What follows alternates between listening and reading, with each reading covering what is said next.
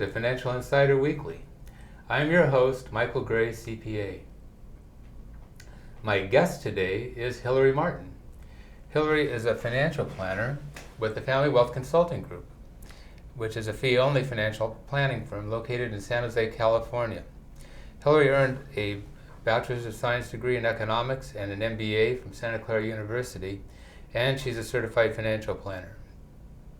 She and her team publish a blog full of financial insights and advice to help you improve you and your family's financial future, called Healthy Wealthy Families. And the blog is located at healthywealthyfamilies.net. So, thank you for joining me, Thanks Hillary. for having me, Mike. Okay. And today, Hillary and I are going to be talking about planned saving to meet your financial goals. So before we get started, I'm going to just give you a little caution. Some of what we're going to talk about may be a little surprising for you, and so you might want to sit down as we do this interview. Okay? So anyway, so brace yourselves. So with that, Hillary, let's get started. So why does it seem that saving is a virtue that's been out of favor in the United States? You know, we have a very consumption-oriented, materialistic society. There are a lot of values placed on physical possessions and lifestyle. Material possessions, especially brand name items, are regarded as badges of success or worth.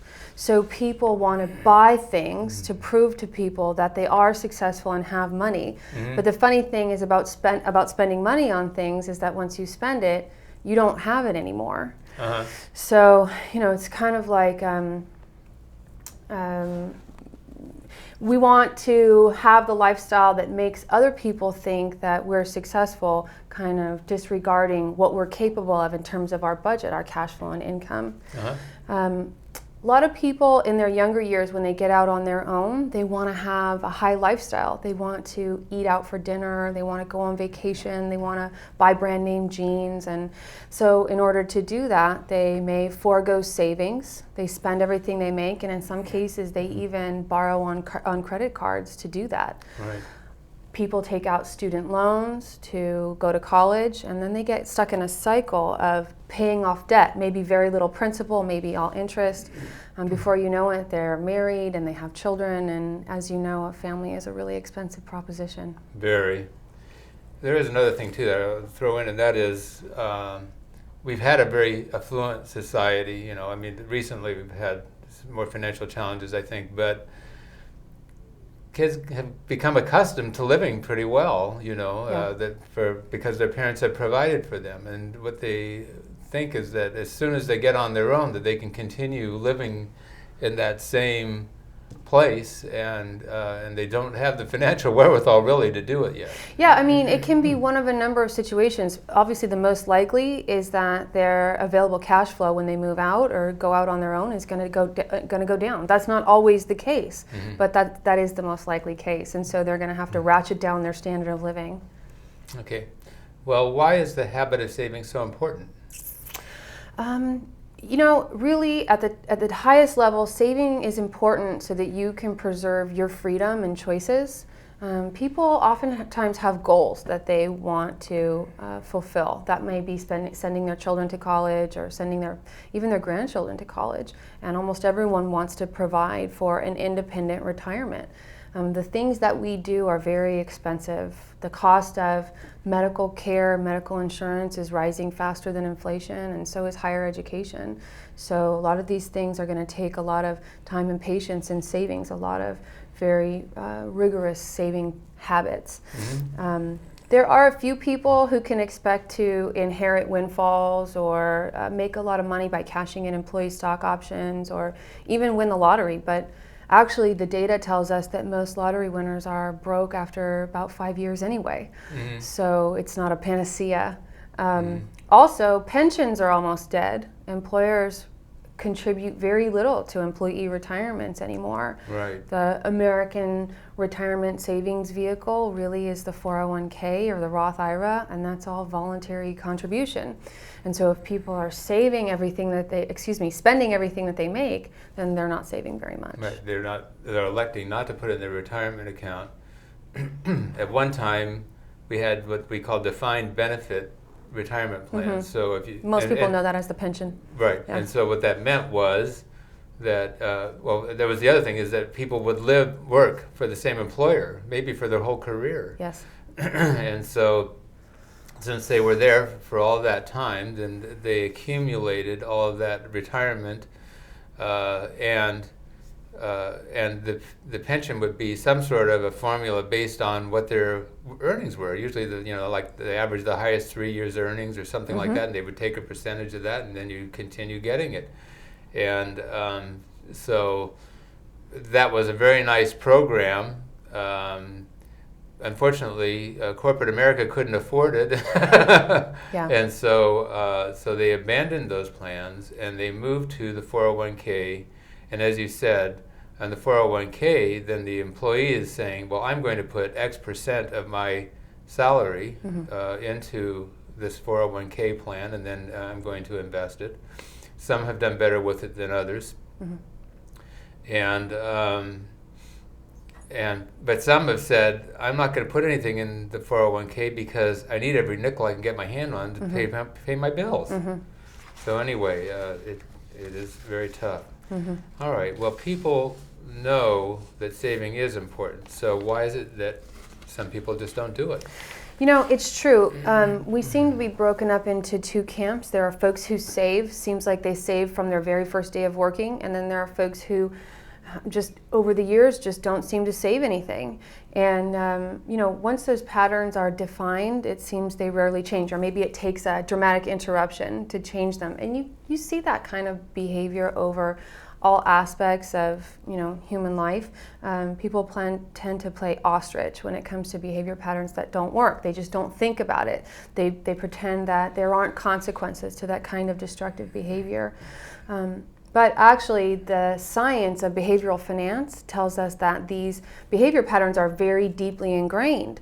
So telling someone who hasn't saved for years, well, you should save, and even telling them why they should save, sometimes it doesn't seem like it makes a difference. And for what those folks need to do is kind of recognize their patterns, recognize this is how I've been, and rather than have it mean something about who they are as a person, that rather than be ashamed, they should just say, okay, that's how I've been, and I recognize that's my natural behavior pattern. Now I need to interrupt that. I need to put structures in place to circumvent that pattern. Some of those structures could be automatic savings. Automatic savings into a 401k is probably the best kind. Also, you can set up agreements with a friend or a family member so that you have to talk with them before you take a withdrawal from a short-term savings account. But then, of course, if you have someone supporting you in that way, you would want to make sure that that person is a natural saver also. Got to choose right. Right. But anyway, so that's part of what our program today is for. It's to be a little bit of an interrupter. So in other words, if you are more aware of what the consequences are of getting into a regular savings program and missing it, then maybe it will be an inspiration for you to change your behavior and to start to get into this other pattern. And it is very important what we're talking about today. All right, well, how long should one plan for we're going to focus on retirement now. Okay. How long should one plan for providing for retirement? Yeah, it's a good question. This is another area where some people kind of act like ostriches. The fact of the matter is that our life expectancies continue to increase. The data says for a couple who retires at age 65, they need to plan to provide income for at least 30 years. Now, whether they both live that long, I don't know, but it's possible that one or both of them could live longer than age 95. And people are really surprised to hear that number. 30 years is a long time to provide income off of a retirement portfolio. Yeah, so it's like you've lived only 2/3 of your life, and now That's you right. got 1/3 in front of you. Right. that you have to provide for somehow. And you really can't bank on that you will only be spending 2/3 of the income you're accustomed to spending. That's not my experience. Typically, people want to maintain the same lifestyle, and healthcare expenditures go up. Yeah, it's really tough. So, and as you said, the life expectancy keeps going up. So when they started the Social Security system, I mean, people talk about these. This is how most of us are familiar now with some of this. Is what we see in the news where they talk about what's happened with Social Security. Mm-hmm. So back when Social Security was put in place, when Roosevelt was president back in the late 30s, whatever it was, the life expectancy when somebody retired at age 60, 65 was only like 5 years. I mean, Social Security didn't have to be paid out for very long. Now, people are living so much longer, and so that's when we have to provide for these payments for such a longer period of time. It requires a lot more principal in order to fund that. Mm-hmm. And really what we're calling it now is transfer payments. So in other words, as it's being paid in, it's just going out, Right. and then some. Right. Okay. Well, how much are you going to need? How big of a fund do you need in order to fund a retirement? Yeah, it's a good question, and it's different for each person, so it's tough to just give an answer. But really, I would say, especially here in Silicon Valley, the cost of living is higher. Obviously, housing costs more and other things cost more, so it may be higher here than other areas, but it may not based on lifestyle. I think most people need to target saving about $1 million minimum to provide for themselves in retirement, because what you want to do is to be able to spend just the earnings of your portfolio and not dip into principal, so you can expect that income to continue to go on every year. Mm-hmm. $1 million a year produces between $30,000 and $50,000 a year. Did I say $1 million a year? Yeah. $1 million in your portfolio Okay. produces $30,000 to $50,000 a year in income. Okay. Reliably, depending on how you have it invested and how you're managing that piece. And so I really think, that's kind of a good starting number for people to kind of think about. Well, if I can live on $50,000 a year, then I need to plan to save $1 million, and then you want to kind of ratchet it up from there. Yeah.